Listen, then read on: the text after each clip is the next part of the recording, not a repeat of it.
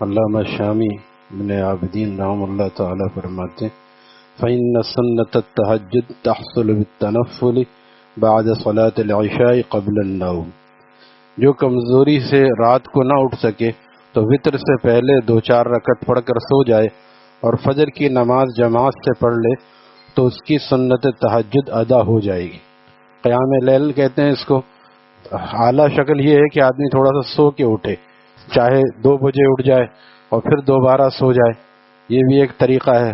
درمیان میں بعض دفعہ آنکھ کھلتی ہے استنجے کے لیے تو آدمی اس میں وضو کر کے کچھ چند رکعت پڑھ لے پھر سو جائے، لیکن پھر اٹھنا ضروری ہے، ایسا نہ ہو کہ دوبارہ سوئے 4 بجے اور فجر چھوڑ کے سوتے رہ گئے۔ اگر اتنا اختیار نہ ہو تو آدمی تہجد نہ پڑھنے پہ کوئی گناہ نہیں ہے، لیکن اس کا آسان طریقہ یہی حضرت والا فرماتے تھے کہ وطر سے پہلے ہی، سونے سے پہلے جو آدمی عشاء کے بعد وطر پڑھتا ہے عام دنوں میں، اب تو انشاءاللہ رمضان شریف آ رہے ہیں، اس میں تو ہر آدمی تہجد گزار ہوتا بھی ہے، ہونا بھی چاہیے کہ آخر رات میں جب آدمی سحر کے لیے اٹھتا ہے تو 4 رکعت 6 رکعت 8 رکعت جتنی ہو سکے، خاص کر مردوں کو تو اور آسان ہے، ابھی مستورات سحری بنائیں گی، اتنی دیر میں وہ 4-8 رکعت پڑھ لیں، دعا مانگ لیں، بہت دعا کی قبولیت کا وقت ہوتا ہے۔ اور تو لیکن اس کے علاوہ عام دنوں کی بات ہے، کراچی والے تو فجر میں اٹھنا دشوار ہوتا ہے، تہجد میں اٹھنا اور بھی دشوار ہے، لیکن اگر آدمی چاہے تو سب چیزیں آسان ہیں، کم از کم اس کو جب آسان پرچہ حل کر لے کہ اللہ تعالیٰ اس کی برکت سے امید ہے کہ مشکل پرچوں میں کی بھی کہ حل کرنے کی توفیق عطا فرمائیں گے۔ تو فرمایا یہ لوگ بھی قیامت کے دن تہجد گزار اٹھائے جائیں گے۔ آج کل زیادہ جاگنا بھی آسان نہیں ہے، فرماتے ہیں کہ لہذا وطر سے قبل 2 رکعت تہجد پڑھنے سے بھی تہجد کی سنت ادا ہو جائے گی۔ ہمارے فرماتے ہیں بعض لوگ کاہل ہوتے ہیں، 8 رکعت اگر سوچیں گے تو کچھ بھی نہیں پڑھیں گے، 4 رکعت پڑھ لو، بالفرض کسی سر میں درد ہے، بیماری ہے، بہت تھکن ہے تو 2 ہی رکعت پڑھ لو۔ فرماتے تھے بعض لوگ کاہل ہوتے ہیں، بعض بحر الکاہل ہوتے ہیں، کاہلی کا سمندر، تو ان کے لیے یہ ہے کہ اگر 2 رکعت بھی پڑھ لیں گے تو بھی خالی نہ رہے آدمی، کیونکہ نفل جو ہے وہ فرائض اور واجبات کی کمی کو پورا کرتی ہے، اللہ تعالیٰ کا قرب بڑھاتی ہے۔ تقوی کا اہتمام، گناہ سے بچنا، یہ پہلا زینہ ہے۔ اس کے بعد نوافل سے آدمی اللہ کا قرب حاصل کرتا ہے، جتنے سجدے کرتا ہے اتنے زیادہ۔ سورہ اقرا کی آخری آیت جا کے دیکھیے، کیونکہ اس میں سجدہ تلاوت ہے، پڑھنے سے سب پہ سجدہ واجب ہو جاتا ہے، لہذا سورہ سجدہ کی آخری آیت دیکھیے، اس کا ترجمہ کیا ہے؟ سجدہ کرو اور میرے قریب ہو جاؤ۔ تو سجدہ جو ہے اللہ کے قریب کرتا ہے، تو 2 رکعت میں 4 سجدے، 4 رکعت میں 8 سجدے، جتنا آدمی نوافل پڑھتا ہے اتنا اللہ تعالیٰ کا قرب حاصل کرتا ہے۔ حضرت ثوبان رضی اللہ تعالیٰ عنہ سے ان کے شاگرد نے پوچھا کہ ایسا کوئی کام بتاؤ کہ جس سے میں جنت کے قریب ہو جاؤں اور دوزخ سے دور ہو جاؤں، اللہ کی قربت مل جائے۔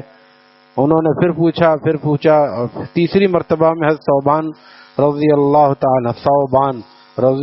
تعالیٰ جو آپ علیہ السلام کے آزاد کردہ غلام تھے، انہوں نے پھر جواب دیا اپنے شاگرد کو کہ یہی سوال میں نے بھی نبی علیہ السلام سے کیا تھا کہ اللہ کا قرب حاصل کرنے کا، جنت سے قریب ہونے کا کیا طریقہ ہے؟ جنت سے آپ علیہ السلام نے فرمایا تھا کہ سجدوں کی کثرت کرو، سجدوں کی کثرت۔ اب سجدے کیسے کرے گا آدمی؟ بیٹھے بیٹھے سجدے کرے گا، یعنی نوافل کی کثرت کرو۔ اسی لیے اشراق، ابھی آدمی گھر جائے گا 6:45 بجے جو ہے یہ وقت ہو جاتا ہے سورج نکلنے کا، 7 بجے اشراق پڑھ سکتے ہیں، جا کے آدمی جو ہے تھوڑا تسبیحات کر لے، سورہ یاسین شریف وغیرہ پڑھ لے، 7 بجے جو ہے اشراق پڑھ لے، اور اشراق میں 4 رکعت ہوتی ہیں، 2 رکعت کر کے 4 رکعت ہو گئی۔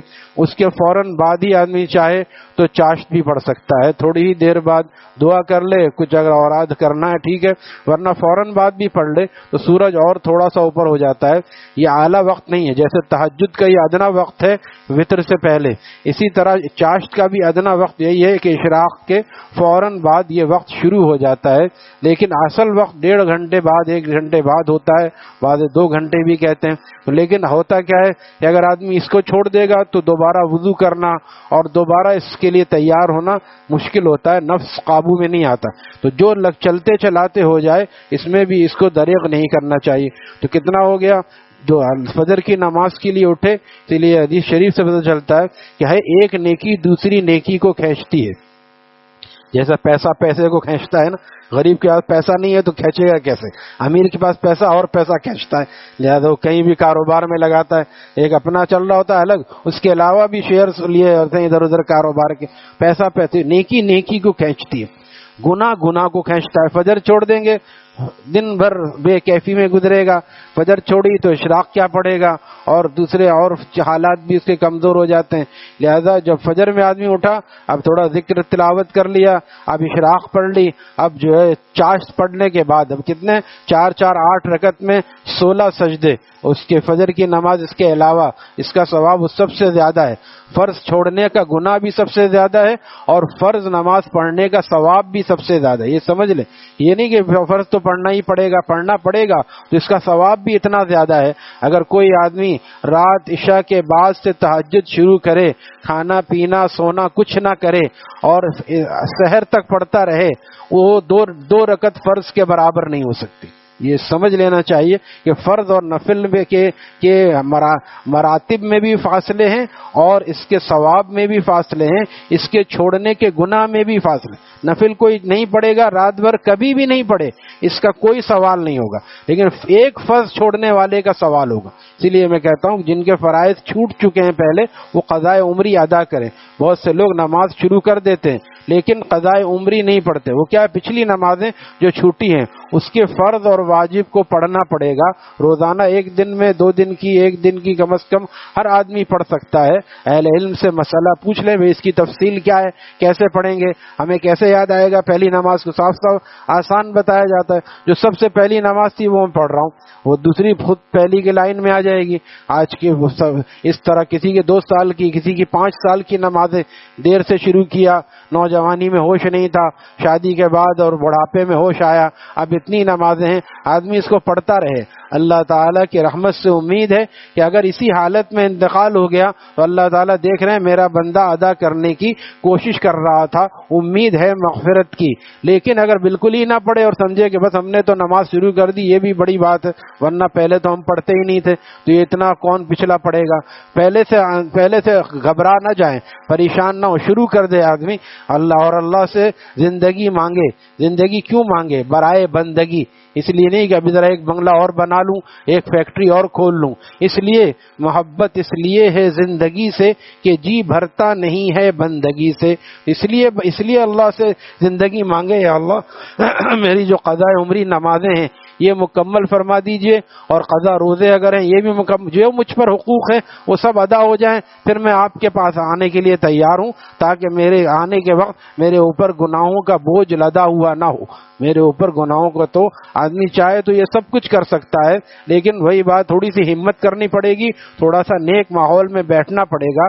جب ان چیزوں کی اہمیت ہمارے دل کے اندر آئے گی تب یہ کرنا آسان ہی نہیں بلکہ مزیدار بھی ہو جائے گا کہ اس سے بھی ثواب ملے گا۔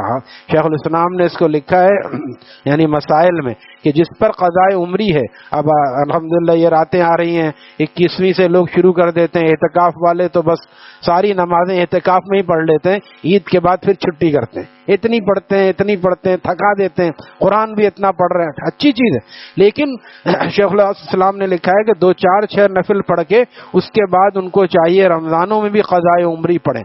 ہم لوگ بھی جو اعتکاف میں اگر نہ بھی ہوں تو وہ بھی اس میں زیادہ وقت مل جاتا ہے، رمضان میں روزہ ہے، چلو بھائی پہلے مسجد آ گئے، دیر تک بیٹھے ہوئے تو رمضان اس میں بجائے نفل کے، کیونکہ نفل ایسا ہے جیسے آپ کسی کو ہدیہ پیش کریں، کسی کو نہ پیش کریں تو وہ مارے گا، وہ کچھ کہے گا مجھے نہیں دیا، لیکن یہ فرض جو ہے یہ قرض ہے، اگر فرض نہیں پڑا تو پوچھو گے۔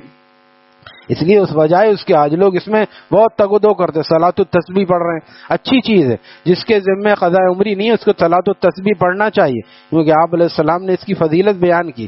بہت سے ایسے لوگ جنہوں زندگی میں اسی سے گھبراتے ہیں، پتہ نہیں کم و بیش نہ ہو جائے، تو کم و بیش ہو جائے گا اللہ تعالیٰ معاف کر دیں گے، ایک دو بڑھا لے، جیسے ہر رکعت میں 75 مرتبہ ہے تیسرا کلمہ صلاۃ التسبیح میں، ہر رکعت میں 75 مرتبہ، اگر کوئی 77 مرتبہ پڑھ دے تو نماز میں کوئی کراہت نہیں آئے گی، اگر 74 بھی ہو جائے تو بھی کراہت نہیں آئے گی۔ بلا وجہ پریشان ہوتے ہیں، شروع کر دے آدمی، فضائل اعمال میں اس کا طریقہ لکھا ہوا ہے، نہیں تو پوچھ لیں بتا دیا جائے گا، آدھے گھنٹے سے بھی کم لگتی ہے۔ آپ نے فرمایا کہ ہر جمعے میں موقع ملے تو روزانہ پڑھو، نہیں تو ہر جمعے میں پڑھو۔ حضرت عباس سے آپ نے حضرت عباس کو یہ تحفہ عطا فرمایا، تحفہ دیتے ہوئے فرمایا کہ چچا جان یا اے میرے چچا جان، کیا میں آپ کو ایک تحفہ نہ دوں، ایک بخشش نہ کروں، ایک انعام نہ دوں؟ حضرت عباس نے فرمایا ضرور دیجئے یا رسول اللہ صلی اللہ علیہ وسلم۔ لہذا پھر آپ نے فرمایا یہ نماز پڑھو، اللہ کی خوشنودی اور قربت کا ذریعہ ہے۔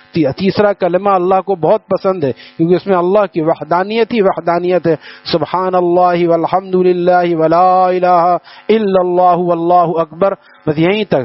کبھی کبھی آخر میں ولا حول ولا قوت الا باللہ العظیم بڑھا لیا تو ٹھیک ہے، ورنہ اصل یہیں تک ہے۔ اور اس کے بعد اس طرح 75 مرتبہ ہر رکعت میں ہوگی، 2 رکعت میں 150 اور 4 رکعت میں 300 مرتبہ ہو جائے گی۔